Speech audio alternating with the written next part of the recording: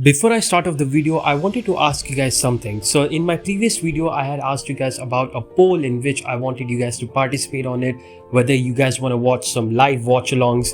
Well, the poll unfortunately closed, so I think so because of that many of you guys could not participate in it. So what we'll do in this video is that for this video, I'm going to put a like goal, and if in case we reach that like goal or even cross it, I feel like the live watch-alongs are gonna happen, because of course I do want to do it with you guys. I ain't gonna do it alone, right? So 10 likes, that's the target for this video, and if in case we reach 10 likes, even more than that, live watch-alongs are gonna happen from the next match. So make sure to like this video if you guys want it, and of course make sure to subscribe and turn on the notifications so that you guys will get to be notified about the live watch-alongs. Without further ado, let's get into the video. PSG leading the break. Gomes looking for the overlap. Alba inside. It's Messi! Outside, he'll plays it inside. Great tackle, but oh, he's finished off by Xavi. It's good from him, but it's Messi. It's Iniesta! Hello community, welcome back to another Barcelona match review. Barcelona beats Real Betis 2-1. Well, okay, that was not a bad game. I feel like compared to the game against Girona, that was an upgrade, that was an improvement, and it was a really good match as well. Like, not only it was fierce, like Barcelona and Real Betis both went at each other, both went neck to neck. It was a good match, a good watch, and not really that boring, because it was kind of like keeping us at the edge of the seat, or at least I was at the edge of my seat, just waiting as to what is going to happen in this match, because both were just going at each other, tactical stuff's going on. So of course we're here to analyze about that, and yeah, let's see as to how Barcelona managed to beat Real Betis. Let's get into it, and let's begin with the starting 11. So for some reason nobody uploaded the starting 11, so we're going with the official Barcelona starting 11, the official lineup picture that they post. Ter Stegen in goal, our backline Balde and Koundé as our fullbacks, Araujo, Christensen as our centre back duo. Midfield 3, Busquets, De Jong, Pedri, and our front 3, Gavi on the left, Rafinha on the right, and Lewandowski up top. So 4-3-3 formation, just how we move. But in this match, especially like if you see in the first half, maybe even throughout the match, you probably expect or watch this or notice this, that we were going with a 4-2-3-1 formation. Of course, De Jong and Busquets being in the double pivot. But talking about that first half, and I feel like that first half wasn't good from Barcelona. It was quite poor from Barcelona. Real Betis were a better team than us. Like, we were having a couple of opportunities, we were having a couple of chances, but again, in overall, totally, it was Real Betis who were really having the upper hand, and we had a lot of possession, again, domination possession and stuff. I think we had like 64% possession, but that wasn't enough, because while it's just like how every match kind of pans out, right? We have domination possession, but any effective output? No, that's not the case. And why did that happen? Well, it's simply due to the case of the formation and the play style that Real Betis went with, the 5-4-1 formation, and the way how they completely narrowed the spaces, almost had made it none for us, for our wingers who are usually our output, and you know, having sometimes Pedri being like the box-to-box player, making those direct runs. They really made the spaces narrow for Pedri, you know, Rafinha as well. So because of that, our creative output became very less, and it was just Real Betis, you know, going with this formation 5-4-1, and as they would dispossess us, quickly transition into a counter-attack. That was their strategy, and to be honest, in that first half, it was going quite good for them. Like, they were able to have a lot of counter-attack opportunities. Not that Barcelona were very horrible. Like, again, they had opportunities. Pedri was given a little bit different role in this match, not that deep playmaker. In fact, he was given a more box-to-box midfielder type of role, and De Jong, Busquets being like, of course, the double pivot. So Pedri acted like a cam, and Gavi was also supporting him, trying to be close by Lewandowski to have some link-ups with him. But Lewandowski actually in this match also had a little bit different role. He wasn't exactly close to the final third. He actually became a false 9 in this match, you know, trying to be that creative output, which wasn't a bad idea, but again, what I always like want Lewandowski, and I feel like this is where he really flourishes on, is him trying to create the link-ups near the final third. Like, of course, like, that's a creative output that I want from him, because he has got that 1-2 killer instinct in him, that killer pass instincts, like for example, if Pedri is close by Lewandowski, if Pedri tries to have some 1-2, Lewandowski can do that with him. That only that 1-2, that killer pass instincts near the final third is what Lewandowski is good at. And of course, till now in Barcelona, I feel like Lewandowski's best performance was probably that 4-0 match that I repeatedly explain about, in which Pedri and Lewandowski had amazing stuff going on together. So if you talk about like in that match, the way how Lewandowski and Pedri were linking up near the final third, that was what made me think, Lewandowski actually got that. But in this match, he kind of became like a false nine, so he became a lot more creative. Not that he was very involved as well. At times when he got the ball, he was dropping deep, and of course started passing around towards Gavi, towards Pedri, who was making runs behind. So it was a little bit different role for Pedri. Of course, Pedri, while doing that box-to-box role, had some opportunities as well. Like there was a chance in first half where Rafinha gave a pass inside the box to Pedri. Pedri then tried to dribble it out, did quite well. But I feel like when he dribbled it out first time, he should have just gone for the shot. But he tried to dribble through the goalkeeper as well. But Rui Silva, Betis goalkeeper, did well and stopped from conceding. And of course then it was Real Betis having counterattacks, and our defense, to be honest, was quite good. Like I think of course we'll talk about more as to how each defender did later, but throughout the defense, we were being compact, we were being good. So that was really good to see as to defensively wise, we did not slip up that much. And so that's like really how the first half was really going for Barcelona. Because of the narrow spaces being the spaces being really narrowed and almost nil, for Barcelona, there was no spaces and stuff. Real Betis, being with the 5-4-1 formation, just tried to dispossess Barcelona, go for the counterattacks, and it was working for them at all, because they had Henrique, who is a very good winger, as well as Borja Iglesias, who was just doing his stuff on the left hand side. So it was kind of problematic for Barcelona, but we somehow managed to stay still in that first half, score being of course 0-0. Now let's talk about, of course, the player rating. So Ter Stegen, of course, didn't have really much to do, had just like that one save from Fekir when he tried to cut in and then he shot, had that save. And yeah, Ter Stegen was alright in that first half, didn't have much to do, and ball distribution as well was okay. So yeah, Ter Stegen had a decent job. Koundé was quite good in that first half. I feel like he was decent compared to his performance against Girona in the last game. I feel like Koundé definitely upped his game in this match, and I feel like especially that crucial intervention that he did in that first half where he slided on and gave a tackle, just cleared the ball away. That was really crucial from Koundé. And as well trying to go towards the attack, making those overlapping runs, not the best at all, but definitely something, it's something better than nothing, like they say. So yeah, Koundé, I feel like did a decent job in this match. Araujo was good as always, defensively strong, just not letting any problems come into the defense. Him and Koundé defensively wise, great stuff, great job. And ball distribution as well was alright from Araujo. So yeah, it was alright from Araujo. Christensen, I would say probably his ball distribution was decent. His defending was okay. It wasn't really that good, not really that bad. It was alright from Christensen today.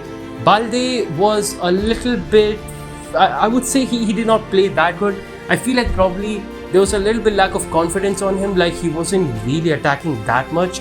He was kind of going defensive as well. I think probably for the fact that Henrique was there against him, which Henrique is a very, violent winger. He can definitely cause a lot of damage to Barcelona if in case he's given the spaces, which is why I think Balde went a little bit more defensive wise and not going too much into attack. So fair play for that. So I guess defensively wise he was alright, didn't do that bad. It was alright from Balde in that first half. Busquets was good, decent, I would say. As doing the ball distribution, having that tempo control, recoveries as well was there. And also he was going a little bit more up front, like he wasn't being really deep in as playmaking. Sometimes you would see him making that run, like how De Jong makes that run carrying the ball. Sometimes you would see, not really that often, but of course that sometimes that change that you would see on Busquets, trying to have some dribbling and then after that give the pass in the final third. That was quite good. But yeah, it was decent from Busquets in that first half. Gavi, actually wait, let's go for Pedri. Pedri was good. I feel like he definitely did good and he got a little bit of a different role. Not really different because I feel like we have been seeing this from before. Like even if you see in the match against Real Sociedad, Pedri was making runs behind and stuff, and in this match as well he was giving that role. But he was given like not only as a playmaker, but he was given role of carrying the ball in the final third as well. He was dribbling multiple times from our half or from the middle of the park till the final third, and it was going quite good actually because Pedri has got good dribbling in him, so that's why I feel like he doesn't lose the ball really quickly. He can progress the ball good enough and of course give like a killer pass in the final third, which was working pretty well. He got into as well a couple of opportunities near the final third. It's just that he could not finish and did not finish and stuff, so it was quite unfortunate. So yeah, Pedri was good in that first half. Nonetheless, he did his job and yeah, he did good. De Jong also, I feel like he did decent, like being as a double pivot. Also, having that role of carrying the ball sometimes. So it was all right from De Jong as well. He was making the run actually a couple of times near the final third, which was causing a little bit problems for Busquets because he used to be alone, and then of course Real Betis in the transitions he used to have advantage. Of course Xavi then commanded during the match for De Jong to stay a bit more deep, not just always go up top. So that was a good call from Xavi. Nonetheless, I feel like De Jong did decent. He did not do that bad, not that good, and yeah, it was just it was better. Like it was a good performance, or decent performance in fact, from Frenkie De Jong. Rafinha probably I feel like was the worst player amongst everybody. Maybe Balde. No, actually, you know what? Balde, as I said, he had a defensive duty more than offensive. That's why he could not go. He could not be that good in offensively wise. But I feel like Rafinha today, really not good. Like his passes were not connecting up. He was being a little bit involved into the match, but it's just like his creativity was not there, and it's understandable as to why, because no spaces for him to cross or whatsoever, whatever. So it was really a tough time for Rafinha, and also Koundé was not overlapping too much. Like of course, if in case that would happen, then it would cause defensive issues, which is why Koundé was not overlapping often and almost creating a situation for a 2v1 for Rafinha. So it was a bit struggle time for Rafinha, and yeah, he wasn't really that good, unfortunately, because of that. So yeah, Gavi on the left hand side, work rate as always brilliant, doing the ball recoveries and having some link ups, being near the final third with of course Pedri, and it was working good. And it's good, like at least we have more goal scorers in this way. Like it's not only Lewandowski that we're depending upon, it's also of course Gavi and Pedri, and we might as well bring in Rafinha as well for the of course finishing and stuff, because Rafinha do have some good finishing boots in him, but of course we did not see that. But yeah, talking about Gavi, work rate was good, passing was sometimes not that good, but nonetheless he got the job done. And yeah, just like that, Barcelona finished the first half score being 0-0. Oh yeah, of course I forgot to discuss about Lewandowski. Lewandowski was also decent. He was alright. So yeah, let's get on to the second half. And of course, time for the second half. And second half we started off okay. Like again, Real Betis were having a little bit counter-attacks, a little bit possession, a little bit control as well in the beginning. But then of course we had a close chance in the opening, like towards the opening of the second half, where Balde this time got really confident and went attacking wise, made a run and gave a nice cutback inside the box. And then of course Pedri received it, shot it, but Ruiz Silva once again saved it. So that pace, burst of pace from Balde as well as the run that he made inside the box was really good. And I feel like definitely Balde's passing has been improving a lot than before, because at times you would see like, he would give crosses and stuff, it would just go to the other side, maybe it would even go for goal kicks at times. So his crosses even now is not the best, but it's still decent, like it's not that bad. His short passing definitely has been improving a lot more near the final third, when giving the final cutback. He definitely has got in that locker, and of course gave a very nice pass towards Pedri for that chance. Then of course Barcelona throughout the half, they were just having a little bit more control, trying to of course get that first breakthrough, and we indeed get the breakthrough around the 65th minute, I believe so, where it was actually Gavi who was trying to make a dribble run, and then he was fouled. Frankie de Jong took quickly a free kick towards Balde, but the Betis players did not expect that. Balde made once again a run inside the box, had waited a little bit time until Rafinha was free, or like, he had a lot more space to shoot the goal. And of course, what a short pass from Alejandro Balde, and of course Rafinha shot that in, made it 1-0 for Barcelona. It was a low cross, not a short pass, but amazing one from Balde. And of course Rafinha getting onto the score sheet, hopefully that will do some goods to his of course confidence, because we do need that. We need Rafinha big time to step up, especially with Dembele being injured, being out for a lot of time. Rafinha has to step up, and good to see he was on the score sheet. Really, once again, amazing pass from Balde and good run from Rafinha. So of course Barcelona got the lead 1-0, and just like that we started having a little bit more control after that goal. We were trying to play through around and have the 4-2-3-1 formation again. Bought few subs in, I think. Ansu Fati came on, Ferran Torres came on in this match, and I think so Ferran Kesse also came on in this match. And of course, just before those subs, actually we got the second goal as well around the 75th minute.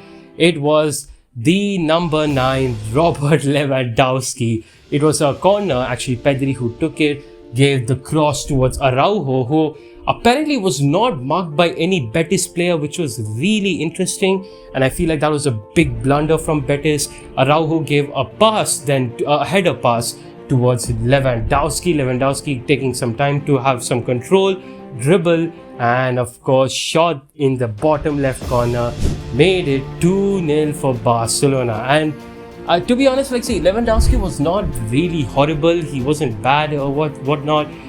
It's just like, of course, in terms of finishing wise, in terms of shots, he did not have that many opportunities, but he kind of pulled Oliver Giroud in this match. Like how Oliver Giroud just somehow scores no matter what. It's just like that, like Lewandowski somehow made into the score sheet once again for Barcelona, and beautiful stuff. 2-0 for Barcelona it was. And after that goal, of course, the subs came on and we lost a lot of control. Like, we were just going defensive all over while Betis were just attacking, having possession, sometimes going those counter attacks. We were also having our chances at times with the dribbles, but of course there wasn't much coming off. Like Pedri was sometimes having opportunities to directly take the ball towards the final third and stuff. Nothing much insane was happening. Gavi was having some close chances near the final third, of course Rafinha as well, but then we were getting dispossessed and Real Betis were attacking. Like, they also had a close chance which unfortunately they could not score. And of course we did concede a goal, but it wasn't from them. It was actually our own player, Jules Koundé, who was having a good game throughout the game. Like, he throughout the match he was doing good, and unfortunately he had a blunder here. There was a cross from the right hand side. Koundé then tried to shoulder it towards of course Ter Stegen to pass it to him, but in fact the pace, I think the power and the speed of the ball was so much that as he tried to make it a little bit slow, headed towards Ter Stegen to catch it, it actually was much faster. Ter Stegen did not expect that, and it was own goal, score being 2-1 for Barcelona. Unfortunately, no clean sheet for Marc-Andre Ter Stegen. Nonetheless, We still ended the match, score being 2-1, but it was a quite ropey one after that second goal. Like, we were hanging on, and yeah, we just somehow got the job done. Barcelona winning the match 2-1. Thank you so much for watching this video. Hopefully you guys enjoyed this video, and as always, Força Barça, Visca Barça, and peace.